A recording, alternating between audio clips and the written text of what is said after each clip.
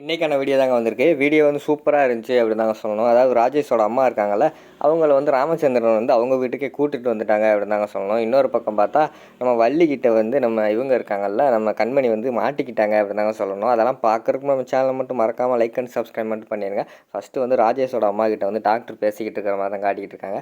அம்மா அவங்கள இவ்வளோ நாளாக பார்த்துக்கிட்டதே அந்த கண்மணி தாம்மா அப்படிங்கிற மாதிரி சொல்கிறாங்க. டக்குன்னு பார்த்தா கண்மணி கதவை திறந்து உள்ளே வராங்க. அம்மா கண்மணியே வந்துட்டாங்க அப்படின்னு சொல்லிட்டு டாக்டர் வந்து கண்மணிட்டு சொல்கிறாங்க. கண்மணி இவங்க வந்து ஃபுல்லாக வந்து க்யூர் ஆகிட்டாங்க, ஆனால் இன்னும் கொஞ்சம் ஸ்ட்ரெஸ்ஸாக இருக்காங்க, அது என்னென்னு மட்டும் பாருங்கம்மா அப்படின்னு சொல்லிவிட்டு அந்த இடத்துல வந்து டாக்டர் போயிடுறாங்க. அதுக்கடுத்து வந்து கண்மணிக்கிட்ட வந்து அவங்க அம்மா வந்து பேசுகிறாங்க. நீ துரோகி, என் மகனுக்கு துரோகம் பண்ணிவிட்டு நீ அவங்க வீட்டில் போய் கல்யாணம் பண்ணி மருமகள் ஆகிட்டேன், நீ எதுக்கு என்னை காப்பாற்றின அப்படிங்கிற மாதிரி கேட்காங்க. அத்தை நீங்கள் எதுவும் நினைக்காதீங்க அத்தை, நான் வந்து பழி வாங்குறதுக்கு தான் அந்த வீட்டுக்கு போயிருக்கேன், அவங்க கூட சேர்ந்து வாழ போல, அவங்க வீட்டில் இருக்கிற ஒவ்வொரு செங்கலாக பிரிக்க போகிறேன், அதை நீங்கள் பார்க்க தான் போகிறீங்க, சந்தோஷப்பட போகிறீங்க அப்படிங்கிற மாதிரி சொன்னோன்னே, அது எப்படி என்னோடய பேரனை வந்து நீ வயிற்றுக்குள்ளே வச்சுக்கிட்டு நீ எப்படி அங்கே போய் வாழலாம் அப்படிங்கிற மாதிரி சொல்கிறாங்க. அத்தை மன்னிச்சிருங்க அத்தை, நான் மாசமாகவே இல்லை, என்னை வந்து ஏமாற்றிட்டாங்க, அந்த ஆட்டோக்காரர் வந்து பண்ணார்ல, அதெல்லாம் வந்து அவங்க அம்மா கிட்ட சொல்கிறாங்க. உடனே அவங்க அம்மா வந்து அழுக ஆரம்பிச்சிடுறாங்க. ஐயையோ, நான் வந்து என் பேரனுக்காக தான் இவ்வளோ நாள் உயிர் வாழ்ந்துக்கிட்டு இருந்தேன், இப்போ என்ன அதுவும் இல்லைன்னு ஆகிப்போச்சா அப்படின்னு சொல்லிவிட்டு அவங்க அழுக ஆரம்பிச்சிடுறாங்க. அத்தை நானும் அந்த சந்தோஷத்தெலாம் இருந்தேன், எப்படியாவது என் வயிற்றில் வந்து குழந்தை பிறந்துச்சுன்னா அதை வச்சு நம்ம ராஜேஷ் பிறந்துட்டான் அப்படின்னு சொல்லிட்டு நம்மளும் சந்தோஷமாக இருக்கலாம்னு நினச்சேன், ஆனால் அது இப்படி ஆயிடுச்சு அத்தை அப்படிங்கிற மாதிரி சொல்லிகிட்டு இருக்காங்க. சரி இப்போ என்ன பண்ண தான் சொல்கிற அப்படிங்கிற மாதிரி வந்து ராஜேஷோட அம்மா வந்து கேட்குறாங்க. அத்தை அந்த குடும்பத்தை வந்து கண்டிப்பாக பழி வாங்கணும் அத்தை, அதுக்கு தான் அந்த வீட்டுக்குள்ளே போயிருக்கேன், இனிமேல் நம்ம 2 பேரும் சேர்ந்துமே பழி வாங்குவோம் அப்படிங்கிற மாதிரி கண்மணி சொல்கிறாங்க. சரின்னு சொல்லிகிட்டு இருக்காங்க. அந்த அவங்க பேசிக்கிட்டே இருக்காங்க. அந்த நேரத்தில் அங்கிட்டு இருந்து பார்த்தா வள்ளி வந்துடுறாங்க. வள்ளியோட சொந்தக்காரங்க அந்த ஹாஸ்பிட்டலில் ஒருத்தவங்க அட்மிட் ஆகிருக்காங்க, அவங்கள பார்க்கணும்னு சொல்லிட்டு வராங்க. வரும்போது பார்த்தா அங்கிட்டு ஐசியூ பக்கத்தில் ஒரு ரூம் பக்கத்தில் கண்ணாடி வழியாக பார்த்துடுறாங்க.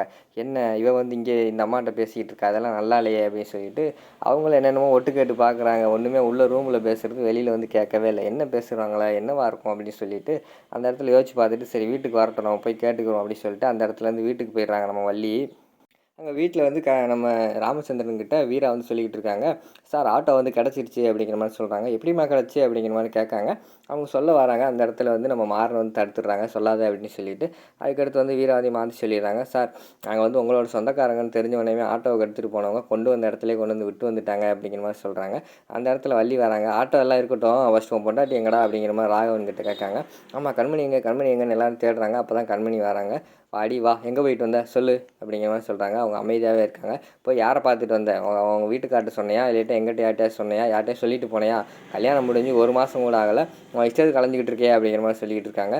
உடனே ராமச்சந்திரன் கேட்காங்க, அம்மாடி கண்மணி எங்கேம்மா போனேன் அப்படிங்கிற மாதிரி கேட்டவொடனையும் நான் சொல்கிறேன் அவள் எப்படி சொல்லுவா அப்படிங்கிற மாதிரி வந்து வள்ளி சொல்கிறாங்க. அந்த ஆக்சிடெண்ட் ஆனால அந்த ராஜேஷோட அம்மா அவளை போய் பார்த்துட்டு வரா, கல்யாணம் முடிஞ்சு ஒரு குடும்பம்னு உனக்குன்னு வந்தாச்சு, இன்னும் அவங்க அம்மாவே போய் பார்த்துக்கிட்டு இருக்க அப்படிங்கிற மாதிரி சொல்கிறாங்க. உடனே வந்து நம்ம கண்மணி வந்து சொல்கிறாங்க, அவங்க வந்து ஆக்சிடெண்ட் ஆகிடுச்சு, அவங்க ஹாஸ்பிட்டலில் இருக்காங்க, அதான் போய் பார்க்க போனேன் அப்படிங்கிற மாதிரி சொல்கிறாங்க. ஆக்சிடெண்ட் ஆனாலும் சரி, நீ போய் பார்த்தேன்னா என்ன ஞாபகம் வரும், உனக்கு அந்த ராஜேஷ் பையன் ஞாபகம் வரும், அதுக்கடுத்து இங்கே வந்து அவன் நினைப்போட வாழ்ந்துக்கிட்டு இருக்கியா, இதெல்லாம் சரியாக இருக்குமா ராகவா அப்படிங்கிற மாதிரி வந்து வள்ளி சொல்கிறாங்க. அத்தை இதனால் என்ன இருக்குது, ஆக்சிடெண்ட் ஆனதுனால போய் பார்த்தா ஃப்ரீயாக விடுங்க அப்படிங்கிற மாதிரி சொன்னோடனே அது எப்பறம் ஃப்ரீயாக விட முடியும், ஊர் உலகம் என்ன பேசும் அப்படிங்கிற மாதிரி வந்து வள்ளி பேசிக்கிட்டு இருக்கிற மாதிரி காட்டுறாங்க. அடுத்து வந்து கண்மணி சொல்கிறாங்க, மாமா தப்பாக நினச்சிக்கிறாதீங்க, எங்கள் அண்ணன் இறந்ததுக்கு வந்து எங்கள் குடும்பத்துக்கு செஞ்சிட்டீங்க, இங்கே நிறையவே செஞ்சிட்டீங்க, ஆனால் ராஜேஷ் அவங்க அம்மாவுக்கு ஒன்றுமே செய்யலை, அவங்க அனாதையாக இருக்காங்க அப்படிங்கிற மாதிரி சொன்னோன்னே ராமச்சந்திரனுக்கு அப்போ தான் புத்திமதி வர்ற மாதிரி காட்டுறாங்க.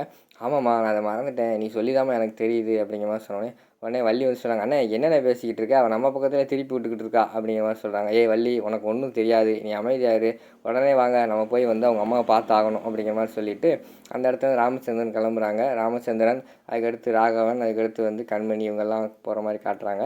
அங்கே ஹாஸ்பிட்டல் போகிறாங்க. கண்மணி வந்து அவங்க ரூமுக்கு கூப்பிட்டு போகிறாங்க. ரூமுக்கு கூப்பிட்டு போனோடனே அம்மா சாரிம்மா மன்னிச்சிருங்க, உங்களை கவனிக்காமல் விட்டுட்டோம், நல்லா இருக்கீங்களா அப்படிங்கிற மாதிரி வந்து ராமச்சந்திரன் கேட்குறாங்க. இருக்கேன்ப்பா ஏதோ இருக்கிறேன் அப்படிங்கிற மாதிரி சொன்னோடனே சாரிம்மா நாங்கள் கண்மணி மேலே கவனம் வச்சுருந்தோம், உங்களை கண்டுக்காமல் விட்டுட்டோம், மன்னிச்சிருங்க அப்படிங்கிற மாதிரி சொன்னோன்னே அதில் என்னப்பா இருக்குது, என் பையனே போயிட்டான், நான் இருந்து என்ன செய்ய போகிறேன் அப்படிங்கிற மாதிரி வந்து அந்த அம்மா சொல்கிற மாதிரி காட்டுறாங்க. இல்லைம்மா இவ்வளோ நாள் அவங்க ஞாபகமே இல்லை, இப்போ கண்மணி வந்து என்கிட்ட சொன்னால் அதுக்கடுத்து தான் ஞாபகம் வந்துச்சு, உங்களுக்கு ஏதாவது செய்யணும்னு விரும்புகிறேம்மா அப்படிங்கிற மாதிரி சொல்லிகிட்டு இருக்காங்க. எனக்கு ஒன்றும் வேண்டாம்ப்பா அப்படிங்கிற மாதிரி சொல்கிறாங்க. அம்மா நீங்கள் வேண்டான்னு மட்டும் சொல்லக்கூடாது, நான் வந்து உங்களுக்கு ஏதாவது செஞ்சே ஆகணும் அப்படிங்கிற மாதிரி சொல்கிறாங்க. என்ன பண்ணுறது, நான் இப்போ தனியாக தான் இருக்கிறேன், என்னையும் மன்னிச்சிரு, அன்றைக்கி தெரியாமல் தான் கல் அடிச்சிட்டேன் அப்படிங்கிற மாதிரி சொல்கிறாங்க. அம்மா அதெல்லாம் நான் மறந்துட்டேன், நீங்கள் அதை பற்றியெல்லாம் பேசாதீங்க சரியா அப்படிங்கிற மாதிரி வந்து ராமச்சந்திரன் சொல்கிற மாதிரி காட்டிக்கிட்டு இருக்காங்க. அடுத்து ராமச்சந்திரன் விடாமல் கேட்காங்க, அம்மா சொல்லுங்கம்மா உங்களுக்கு ஏதாவது செய்யணும், நான் சொல்லுங்கம்மா நான் செய்கிறேன் அப்படிங்கிற மாதிரி சொல்லிகிட்டு இருக்காங்க. இல்லைப்பா நான் வந்து எங்கள் வீட்டில் வந்து என்னால் இருக்க முடியல, நான் தனியாக தான் இருக்கிறேன், அங்கே இருந்தேன்னா எனக்கு வந்து என் பிள்ளை ஞாபகமாகவே வந்துக்கிட்டு இருக்கு, எனக்கு ரொம்ப கஷ்டமாகவே இருக்குது, எனக்குன்னு இப்போ இருக்கிற ஒரே உறவு வந்து கண்மணி தான். கண்மணி தான் என்னை ஆஸ்பத்திரியிலலாம் நல்லா பார்த்துக்கிட்டா அப்படின்னு வந்து டாக்டர் சொன்னாங்க. அதனால் இனிமேல் நான் கண்மணி கூட தான் வாழணும்னு ஆசைப்பட்றேன். அதனால் நீங்கள் என்னை வீட்டுக்கு சும்மாலாம் கூட்டு போக வேண்டாம். உங்கள் வீட்டில் ஏதாவது ஒரு வேலை, ஏதாவது ஒரு சமையல் வேலை எது இருந்தாலும் பரவாயில்ல, நான் செய்கிறேன். எனக்கு ஒரு வேலை மட்டும் போட்டு கொடுப்பா. நான் அங்கேயே இருந்துட்டு காலம் பூரா கண்மணியை பார்த்துக்கிட்டே இருந்துடுறேன் அப்படிங்கிற மாதிரி சொல்கிறாங்க. சூப்பர்மா, நான் கூட யோசிச்சுக்கிட்டு இருந்தேன் உங்களுக்கு என்ன கைமாறு செய்யன்னு தெரியாமல் அப்படின்னு சொல்லிட்டு, சரி உங்களை நான் வீட்டுக்கே கூட்டு போகிறேன், இருங்க எல்லாம் ரெடி பண்ணுங்கள், பேக்கெல்லாம் ரெடி பண்ணுங்கள், நான் போய் டாக்டர்கிட்ட வந்து டிஸ்சார்ஜ் பண்ணுறதுக்கு கூட்டு வரேன் அப்படின்னு சொல்லிட்டு டாக்டர் போய் பார்த்துட்டு டிஸ்சார்ஜ் பண்ணிடுறாங்க. அடுத்து வந்து கண்மணி அதுக்கடுத்து ராஜேஷோட அம்மா ராகவன் எல்லாருமே வீட்டுக்கு வர மாதிரி காட்டுறாங்க. அதை பார்த்தோன்னே வள்ளிக்கு வந்து பயங்கரமான ஷாக் ஆயிடுது. என்ன இந்த பொம்பளை இங்கே கூட்டு வந்துக்கிட்டு இருக்கான் அப்படின்னு சொன்னோடனே, ஏன்னா என்னென்ன இந்த பொம்பளை இங்கே கூட்டு வர அப்படின்னு சொன்னோடனே, இனிமேல் அந்த பொம்பளை இங்கே தான் இருக்க போகுது, வழி விடு அப்படின்னு சொல்லிட்டு உள்ளே போயிடுறார் ராமச்சந்திரன். மாறன் வந்து பார்த்துக்கிட்டே இருக்காங்க. அந்த லேடி வந்து வீட்டுக்குள்ளே வரும்போது வலது கால் எடுத்து வைக்காமல் லெஃப்ட் கால் எடுத்து வச்சுட்டு மாறன் வந்து முறைச்சி பார்த்துக்கிட்டு போகிற மாதிரி பார்த்துக்கிட்டே இருக்காங்க. அதை மாறனும் வீராவும் பார்த்துடுறாங்க. அவங்க உள்ளே போனவொடனே வீராவும் மாறனும் 2 பேரும் வந்து ஒருத்தருக்கு ஒருத்தர் பார்த்துக்கிட்டே இருக்கிற மாதிரி காட்டுறாங்க. அதோட பார்த்தீங்கன்னா இந்த எபிசோட் வந்து முடிச்சிடுறாங்க.